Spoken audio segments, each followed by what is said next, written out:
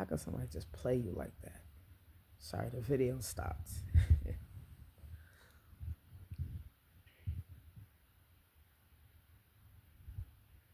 So, stayed out in Atlantic City for 7 days.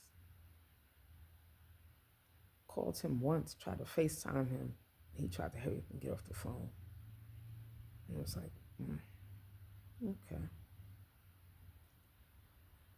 Got back to New York. Got back to the work because, we work together. At this time, I actually left that salon and I worked somewhere else. And I didn't drive, but I got Ubers to get his breakfast in the morning because he was a mess, smoking weed, drinking. And I was just like, man, you got to get yourself right. So I'm like, how you going to sit there and cut people's hair and you're drunk, you're high, like what? So every morning I would go get the breakfast, bring it to the salon. And his coworkers, everybody's like, oh, this is wifey material. She making sure you are right, you intact, you got everything together. Girl, did that for like 3 weeks. Nah, I did that for like 2.5 months. Because we was coming up to February. And one thing about Mr. Godard is there was no birthday presents, there was no holiday presents, there was no nothing. He's a selfish motherfucker that only cared for himself. That's what you call a gold digger, bitch ass nigga. So Valentine's Day was coming, and I knew. I was like, yeah, you ain't gonna give me nothing for Valentine's Day. And kept trying to get information about the funeral, and he wasn't saying nothing about it. He said, I told you, I never told him that I saw the feed on the Facebook. So he just kept, oh, you still mad about that? And I'm just like, oh, so you think this shit is nothing? So I just went MIA. He's trying to say he ghosted me. I ghosted him. Two can play that game. With me, I don't chase men. That's the number one rule. I do not chase men. I don't lick balls. I don't do all of that. You wanted me. You wanted me. At the end of the day, ain't nobody boo-hooing. Ain't nobody crying over you. There's a choice that was made. I chose to be with you. It was my choice, and it's my choice to leave. So I stopped calling. I stopped caring. I didn't care. He called me talking about, oh, he's hungry. I said, oh, well, then you need to call Vibes and get some food. I don't have the app. And I said, download it, and hung up the phone.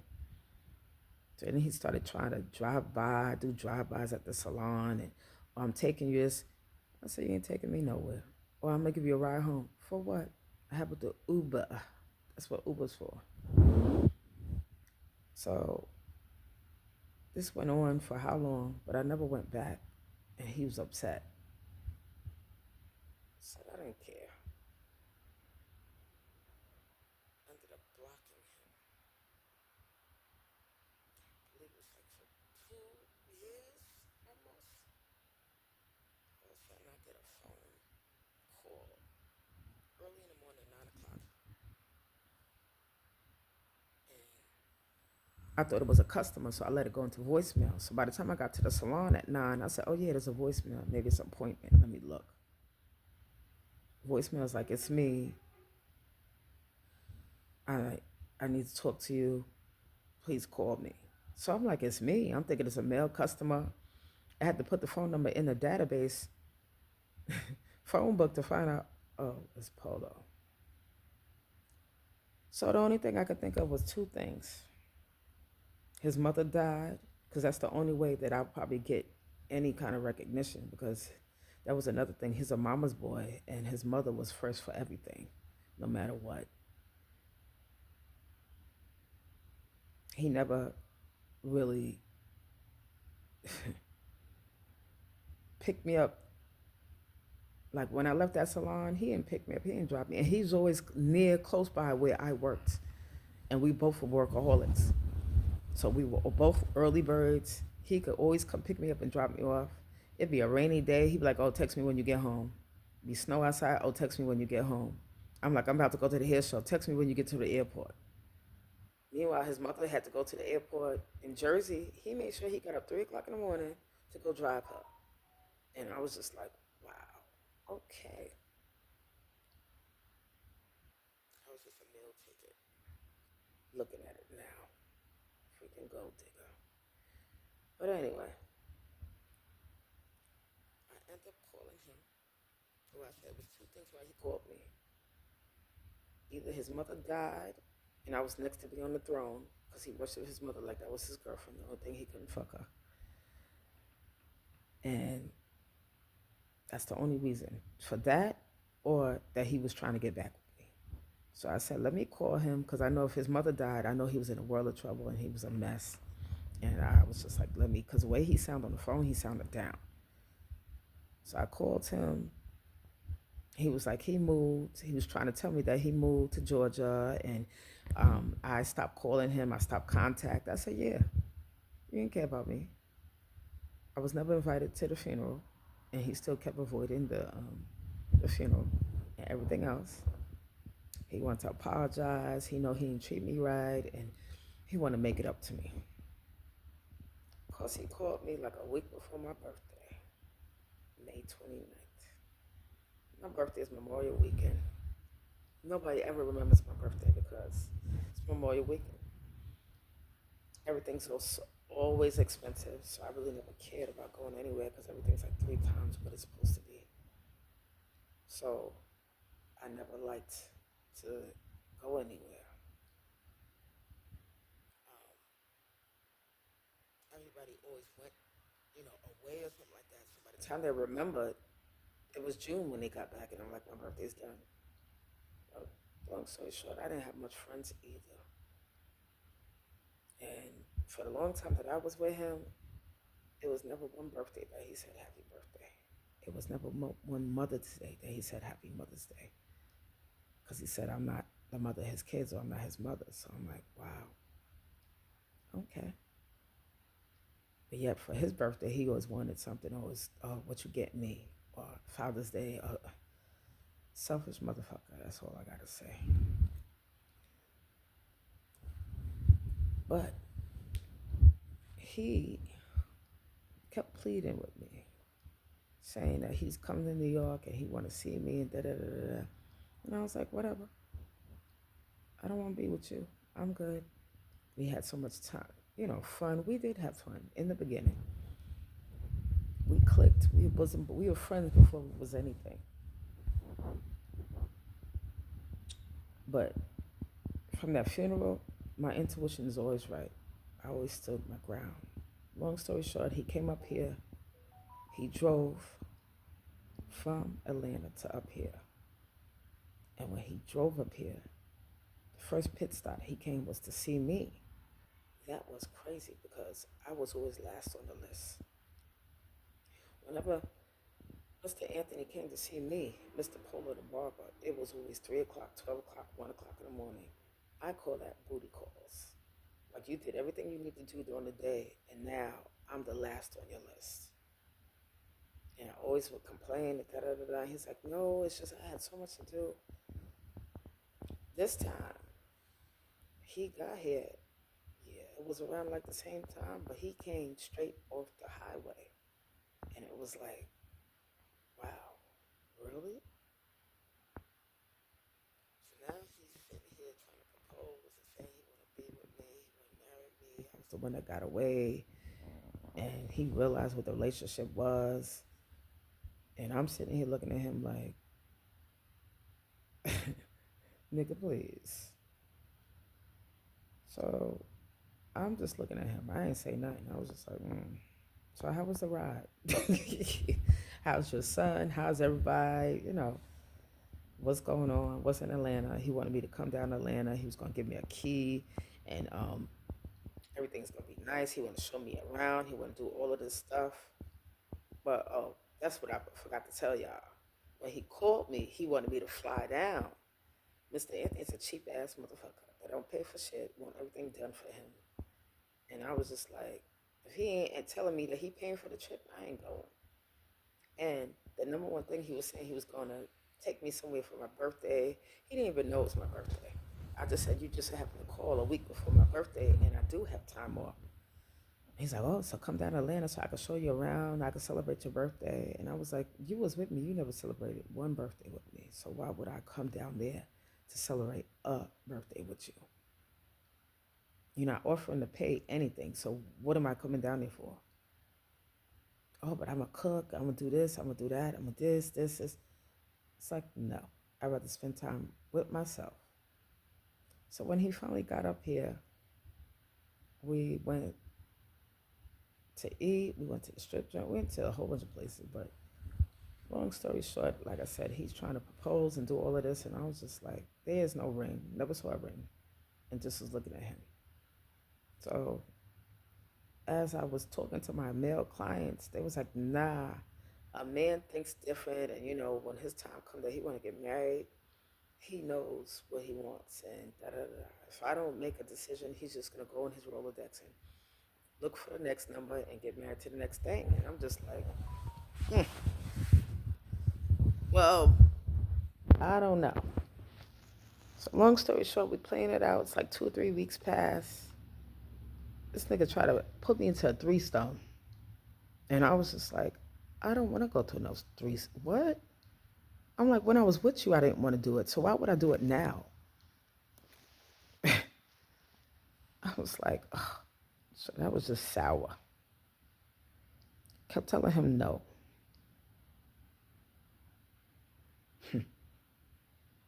Kept telling him no. As I'm looking at it, it's just crazy, yo.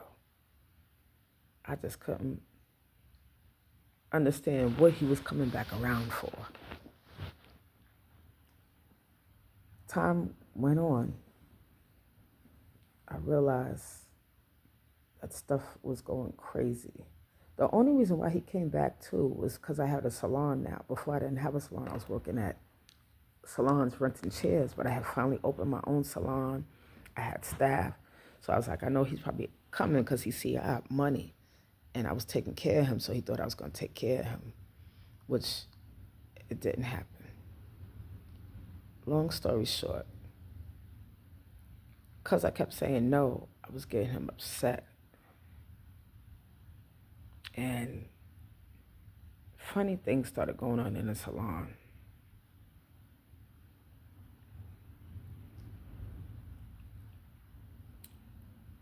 Like the workers are starting to act crazy, not coming on time.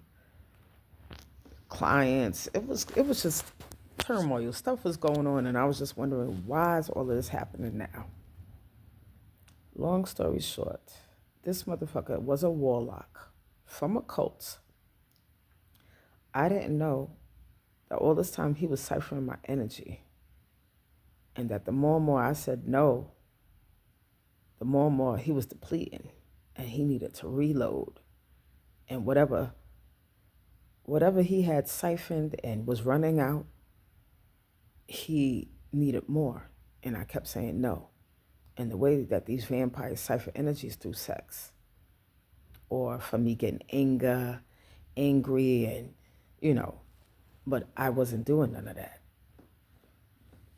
So he was sending black magic to me to mess up my business, deplete my money, to make everything look like it was chaos. And I still was striving through everything. And I wasn't crying, and I wasn't depleting or nothing. But in this madness, I got sick. That's the one way these cults come through. They make you sick. Your immune system is your defense. Once they tear that down, that's when they start getting to you. I got sick. They said it was gastritis, but I noticed that when I was taking the medicine, nothing was working. I had one of my prayer warriors come in, and she prayed for the salon, and she noticed that I was sick, and she was like, "What is going on?" I said, "I don't know. I have gastritis." And she said, "Nah, somebody sent something to you." So she started praying and started doing stuff.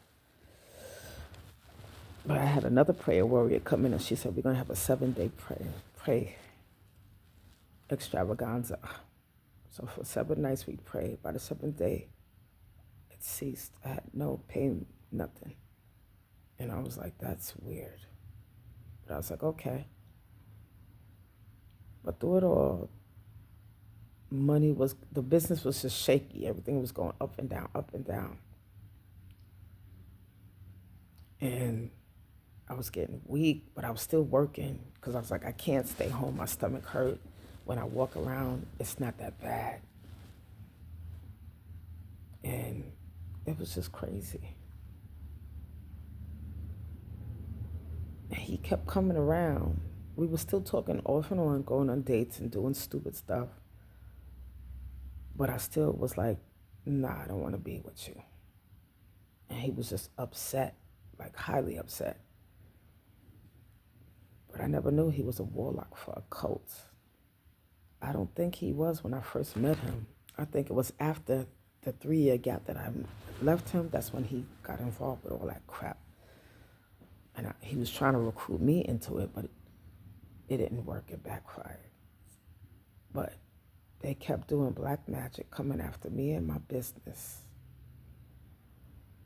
and trying to cipher my energy. And he wasn't happy with what he was getting because he wasn't getting all of it. I was at the point that everything was going crazy. The workers was rude. The money wasn't coming in right. Our clients was getting mad, and it was just too much. Long story short, he had paid my clients. He was trying to get information because I had blocked him from a lot of stuff. So because I wouldn't give up no information or energy, this is probably like 2023. Supposedly they want to be dead by 2022, but it didn't happen.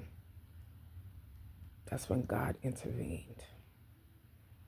But by 2023, he had paid off my workers to try to poison me. I had loved grapefruits. I went to Western Beach to go get some grapefruits. And my intuition was telling me, which is God was talking to me, just put out one grapefruit and hide the rest, put them in the fridge. So I put them in the lunchroom, left out one grapefruit. After 2 days, I'm workaholic, so I didn't realize I forgot to eat the grapefruit. Went in there to go get the grapefruit. The whole grapefruit was spoiled, rotten to the core. This is 2 days. Grapefruits don't spoil. This was on a Wednesday. So I held on to the grapefruit. I didn't say nothing. Come Saturday's payday. It's the last day for the salon, Sunday, I'm the only one working. The staff don't work. So everybody was on commission, so I did payroll, paid everybody, and I had a meeting. I said, I don't know what the fuck y'all trying to do, but for my safety and for your safety, I need y'all to get the fuck out. And I showed them the grapefruit. Nobody asked me, are you okay? Is everything all right? Why do we have to leave? Because it was about to be Thanksgiving. The books was full. Everybody had clients. Nobody asked me, are you okay? Is everything okay? I seen everyone pack up like operation has been blown. And they all left within 5 to 10 minutes. And I was just shocked. I left the phone lines open for 2 days, thinking somebody gonna call me like, yo, are you all right? Did you lose your mind? Like, you just told us to leave. We got to make this money. Da, da, da. Nobody called me. I sat here for 2 days talking to God, wondering what the fuck was going on. I prayed, I meditated. And when God showed me who Anthony Goddard was, I was shocked to find out he was a warlock. Was sent by my family members to kill me. And he was a hitman. And a hitman that fell in love with me. That's why he never wanted to be a girlfriend and boyfriend. It was friends and benefits. Because he was orchestrated to kill me. He was paid at least $20,000 or $30,000 to kill me. And as God revealed all of this to me, I wouldn't believe it. I couldn't believe it.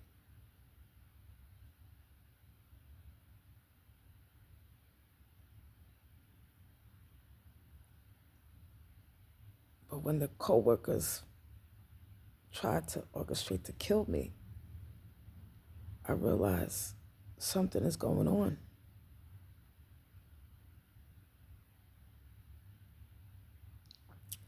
They were sending me black magic to make the business go down. So I had a whole salon to myself for like a year and a half. Kept trying to get staff and it wasn't working out. I didn't trust nobody at this point because I had PTSD. I had at least 6 workers and they all was plotting against me.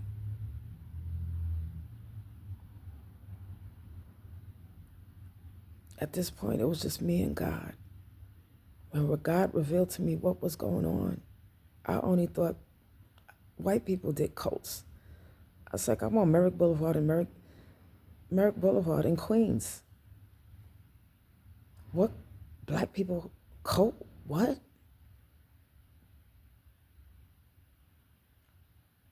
Never understood that the cult works with spirits. It's an underworld. We're in there's a spiritual world and there's a physical world. Cult ciphers demons and spirits to do their dirty work for them. So what I was going through was a spiritual warfare against the cult, against my ex. What he did was he had sex with me and he brought it back to the cult and they had sex with each other to cipher my energy.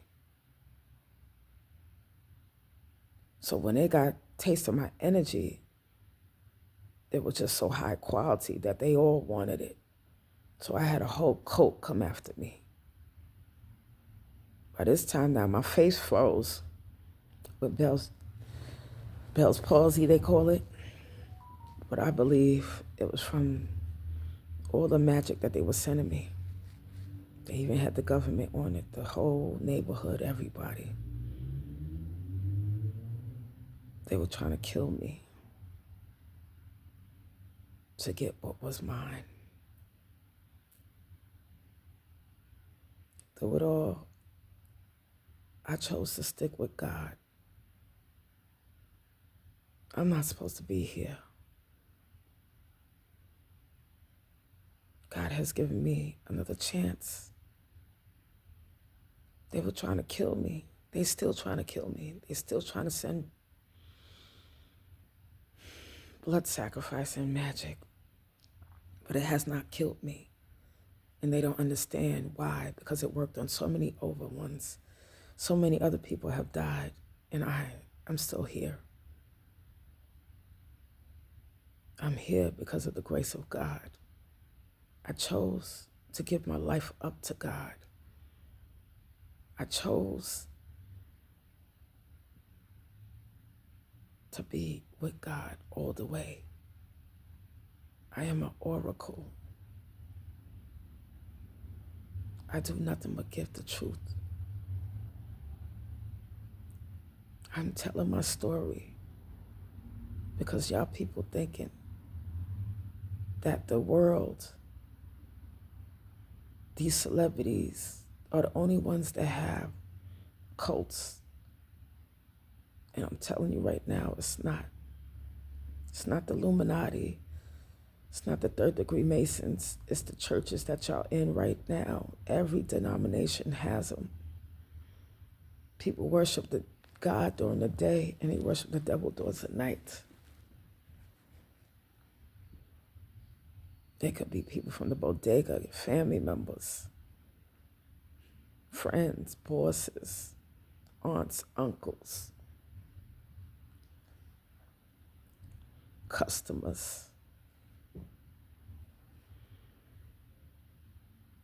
And it's a spiritual warfare. I was going through a spiritual warfare for like 2 years. And if I didn't give myself up to God, I would not be here right now. He saved my life. He brought me back. And this is my testimony. They are still trying to do the blood sacrifice, and they are still trying to mess me up. And through it all, I survived only by the grace of God.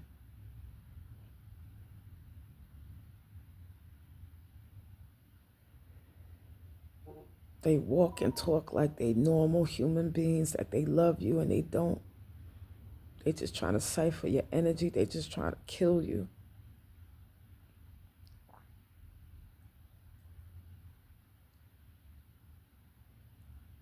Through it all, I realized it was my ex with my family members that hired Mr. Anthony Gabar as my hitman. They was trying to sacrifice me.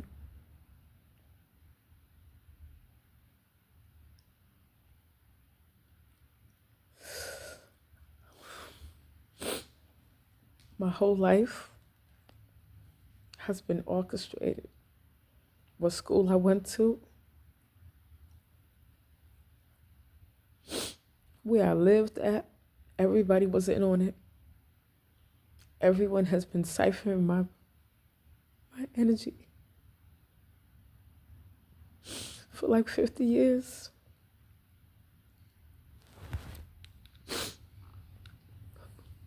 My own kids. Family members put a life insurance on me.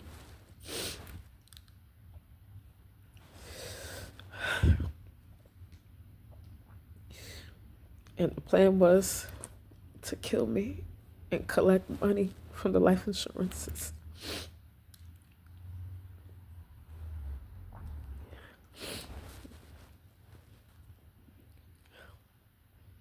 They had been doing this, not only celebrities, people. They are doing this with regular people in the hood. This is how people survive in the hood. They want to wear their Gucci, Fucci, Louis. They prey upon people with high energy and they cipher their energy. They entrap their spirits and they have them walking around looking like zombies. Have them cater to them, paying for whatever they need, and you thinking you're in a relationship for love, and it's not.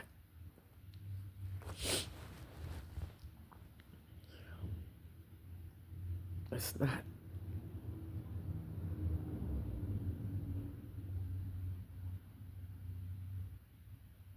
They are harvesting energy from you.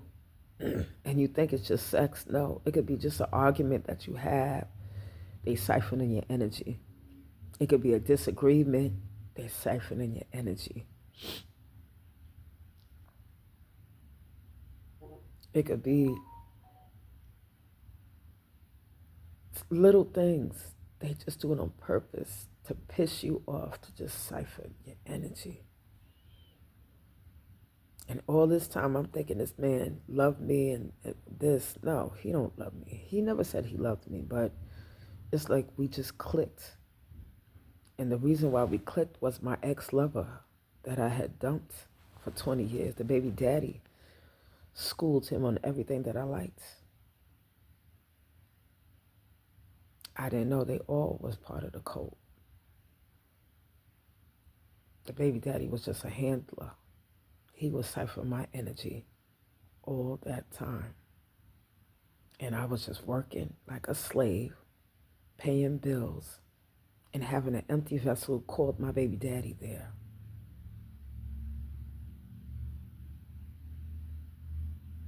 And they were just all just waiting for the right time to kill me and reap the benefits. So I've had my family members, they have life insurances on me, and they trying to siphon my energy to kill me. They tried to poison me. These cults, you'd be surprised who's involved. I would order food from outside, and they had people in every fast food restaurant that I liked to try to poison the food. I was a #1 target. I was the purge of 2023. I was the target. They have lost the battle and want to know why. When you are saved and when you're under God, when you obey and you're loyal, He covers you from head to toe. I had these people try to come in my dreams, try to feed me food in my dreams.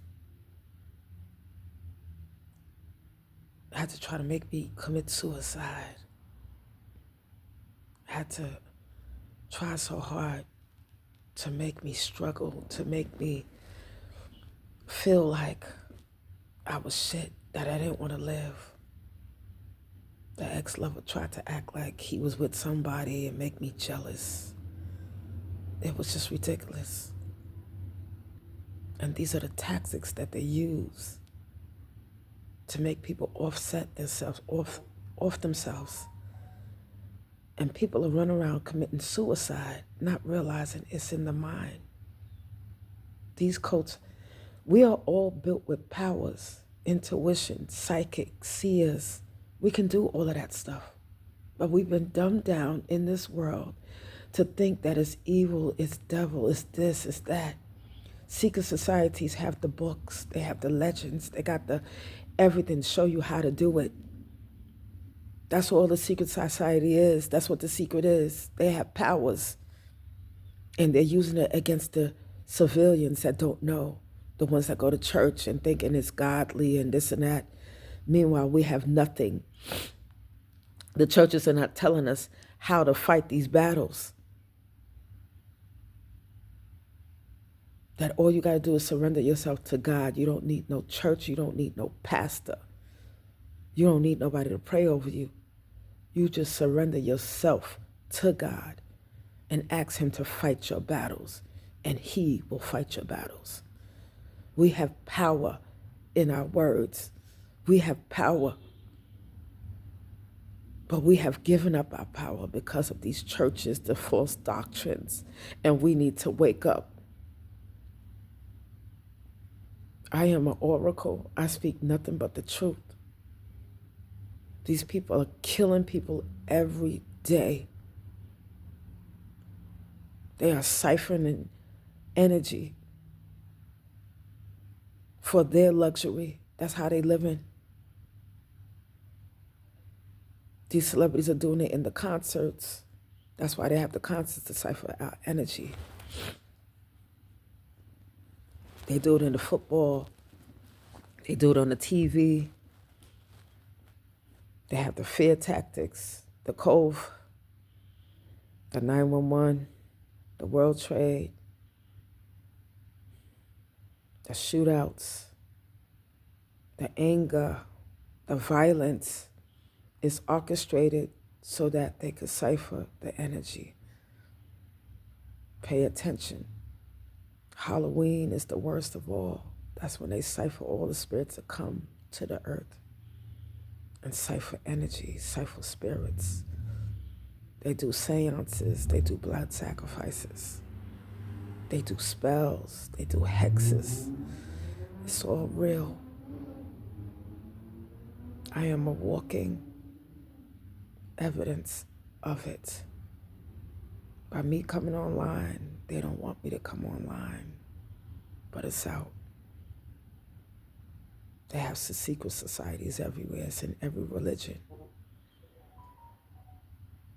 It's a storefront that is acting like it's a church. It's not.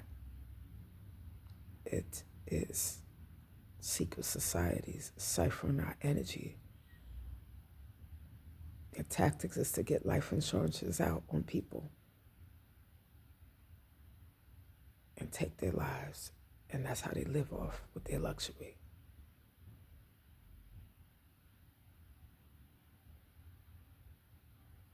They have sex, they have orgies amongst themselves to cipher your energy to get power. They cannot work without the power, so they have to get energy from somewhere. And they look for individuals that have high frequency levels. And that's how they survive. And that's why it's called The Walking Dead. It's not called vampires with blood. It's ciphering energy. So now,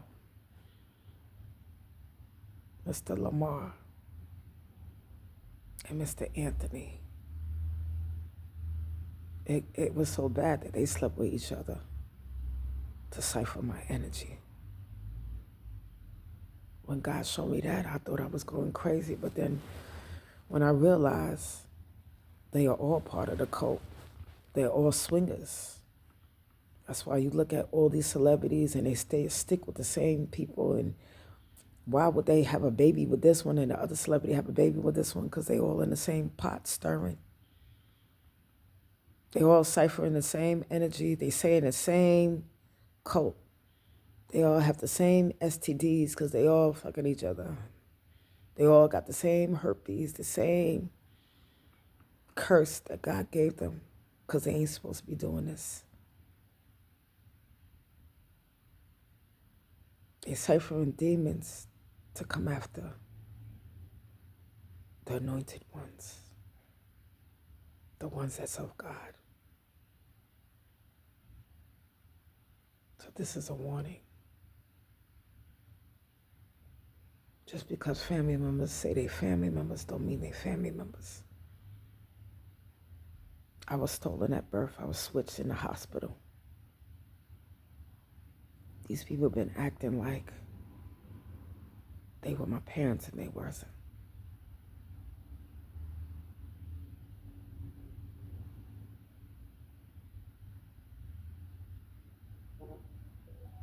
My name is Nancy Deshomas.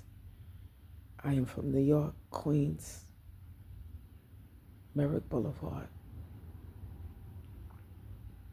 Birthday is May 29th. Was born in Queens General Hospital. That's what the paperwork say. But I was born in Massachusetts General. That's what they're telling me. Anyone knows anything,